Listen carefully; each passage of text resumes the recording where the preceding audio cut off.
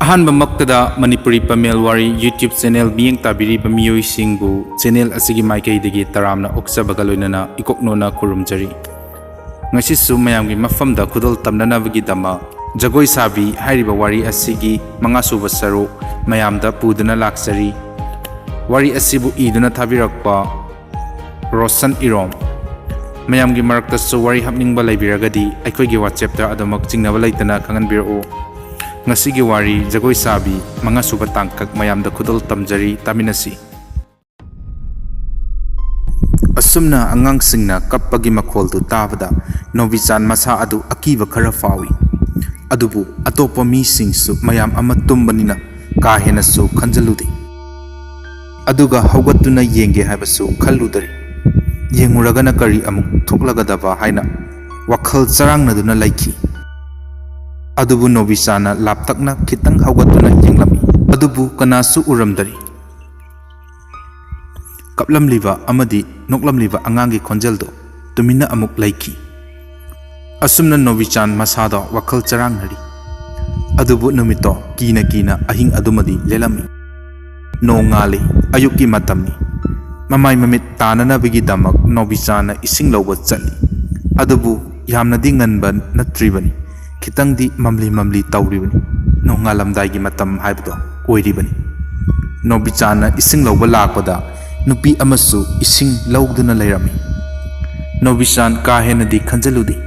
Masu ising do lauraga nupi duga maga tungmangda lakminari. Adubu ngehak lakminaraba matung magi tungda lakhauba nupi do lairamkidi. Adubu Novicana hojiki aiki tungda lahauba nupi do kadaida chakrabasan. Asumna haiduna mamai do koirei leiduna Novicana yengi. Adubu nupi adudi mahakna uba fangkidi. Novican ising do puduna makhoigi room romda laklami. Aduga magi mamaga masangada ising do pirami. Makhoi mamai mamit tathokpa loireduna famnari. Ibungo chakitang lauruso chanaba kharaga amta puro. Hoi ma ataidi kari leirauge.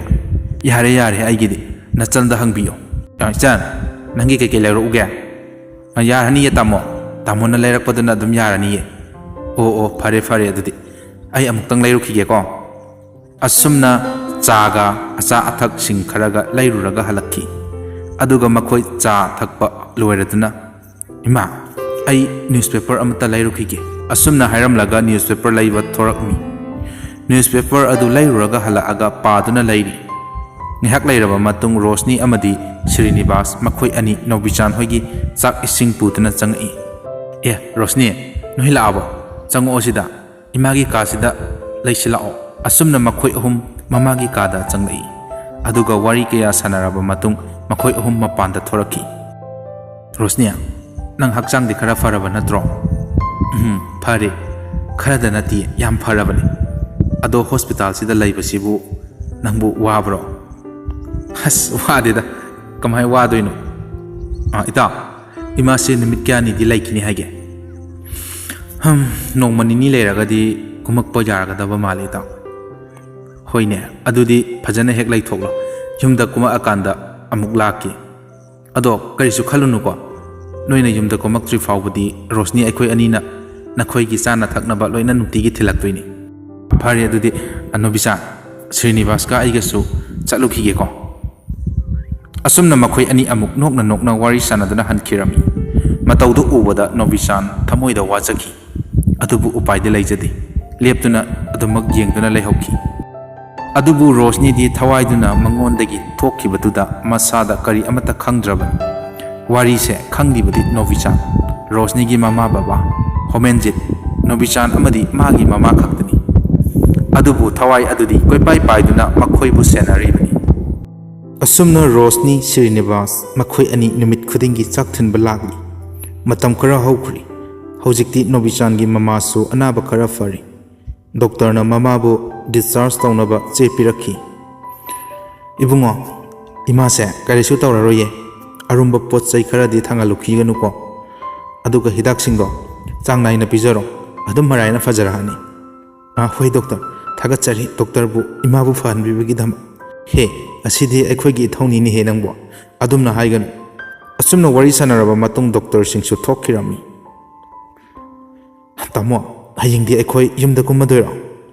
Hoi isan, hayengdagidi yumda chatladabani. Asumna numidang matam yauragli, makhoi sak chathokli. Aduga ngaihak wari sanakhi. Masigi matung makhoi tumnanabgidamak sem sanari. Makhoi ngaihak tumtharuri.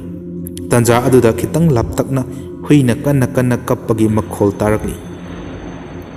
Aduga miyoi khara mapanda murum wari sanabagi matawgum tawbado chanchangi mapada tarai.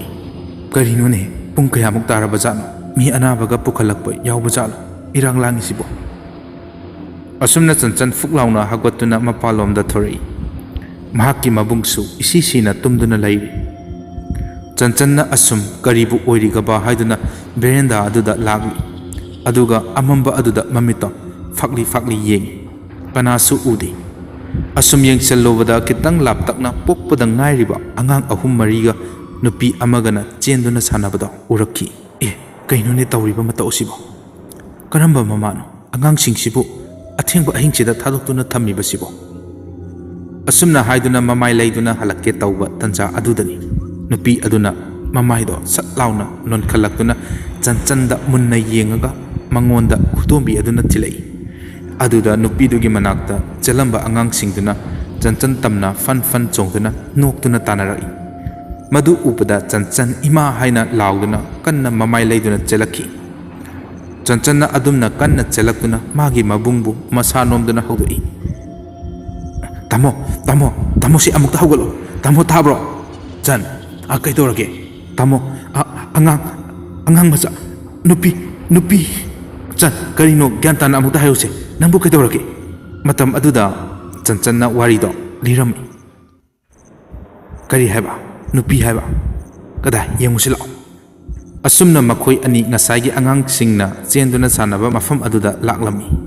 Adubu novicana yengbadadi karisu udari. Adubu khangi novicandi. Magi masanda novicana themjan biki. Chan karino karisu laitribasidi. Tamo nakoina thajajribasi karige. Hojikta aigi imangdani nupi amaga angang karaga sida chenduna sanarambado. Pharise pakhanda khanjilurano hayengdi yumda kummadhobani. Asumna masanbu themjanduna tumhalami. Aduga nobichana mapanda thoraktuna ngahak leptuna lairi. Karino tawriba mataw asibo. Hayeng yumda kumlaba matungdana kari amuk tawrakpa. Karisu khangjadaba aigi ichan sidaso thawai asina kihan khanganba hawrabra. Asumna ngahak leiramlaba matung tumba changa ami. Adubu tumba yakidi. Asumna nongan kirami. Mayumda kumnanabagidamak makhoi potchai yumsilami. Aduga nobichana magi phone do laktokna call tawi. Hello, ta. Nang gari amata puro. Ima hospital dagi kumnanaba akoi loisanba loirabani. Hoi ta. Ai laage ai gari do. Pura age nakhoi ngahak ngairamuko. Hoi ta. Ai ngairamagi. Asumna makhoi Srinivasna gari purakpa ngaina wari sanarami. Matam aduda chanchanna ima aina ngarang mapanda thokwadane. Asumna wa haiba horakpada marak thatuna novichana. Ima itaw khuisu laani pachaidi chitana thawni muna yenguko. Asumna masangi waido thaidokli novichana. Ngahak lairaba matung Srinivas gari puduna lakhi. Ibungo nang laabo. Phare adudi yumda kumnaba tawrasi. Hoi ma pochai singse gari da amukta hapkatse ita. Hoi ta. Ima kawba ama polaitre ko. Kasu thoidokpa akawba laitari. Asumna makhoi mayumda halakki. Pochai singdo Novichan amadi Srinivas makhoi anina pusili. Aduga Novichana mamabu imungda tapna makhut samduna pusili. Da aisu halage hayeng amuk lalage ko. Ngai khuo chaga amta thakisi kaidorage nangbo. Yarida hayeng thaklase. Nang suba. Hoi pharese adudi phajana chaluko ita. Hoi hayeng unarasi ko. Asumna Srinivas mayumda hankirami. Asomdana Rosni na kari tawri. Ima akhoi amukta hangbirusi Danubichan hoida chalusi. Moigi mamado yumda puthare hai. Ibema hayeng chalasi. Ngasigidi thabak khara laiye. hayeng chatlasiko as akhoi ma sidiba asumna haiduna magi kada prap changkhirami hai nupi tari bro masibu kadai dalai begini he nupi nangbu kadai dalai kini he o tare ai somda chakhom lom dalai ge somda amukta thoro wari amada sanase hoi thore kai thore haibano hayeng natro ojama ibana haibado ekadasi numitta lai khuramsi haibado hayeng natro hoi mani ni aidi ikau bu kakto urini ado ichaji su hojikti karisu tawdare mahaibadugi yumda amukta chatuna watana rubana faroidaro hoini aduna farani adudi loisalo mehak chathu usi asuna makhoi ani maiba homenjit ke manakta laklami aduga maiba homenjit ke mayum yoroklami oja mai babu lebitabro angang ama thora ami aduga hairai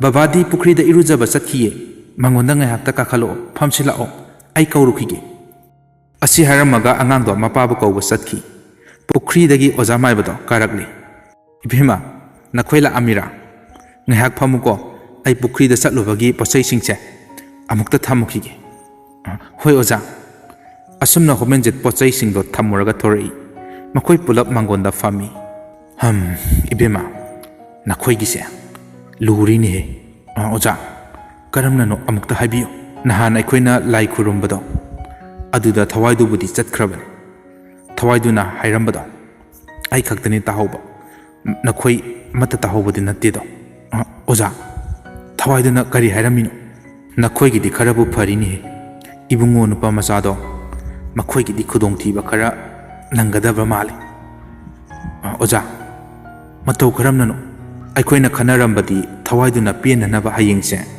lai khuramnaba magi apambado pikhragena khanbani adubu thawaido chatkhari mafum khangdana adubu amuk laka dauribani aduga ibungu hegi imungda awaba piga dauribani adudi matau karamna ngakthokani oja hayengdi ekadasi numitsuni aduna aikoi makhoida chalasi aduga makhoiga punna khanarasi hoi oja adudi aikoi amuk yaujarage hoi fare adudi nakhoisu hayengdo laklo aisu laklagi numitugi numidangdani nobishan hoigi imungi mising chak chathoknaduna tumnari nongalamdagi matam adudani makhoigi yumgi sumanglomdagi ichan haina kaurakpado chanchan mamit satlauna fangthoi aduga magi gari da yengbada nongalamga dauri chanchanna thorakpada magi mabung nobishan sumangda leptuna leirami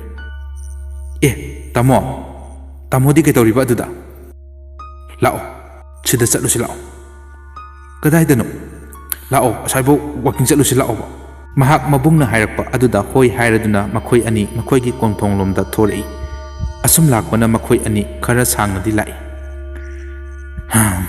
tamo misu amata chatnadi halasiba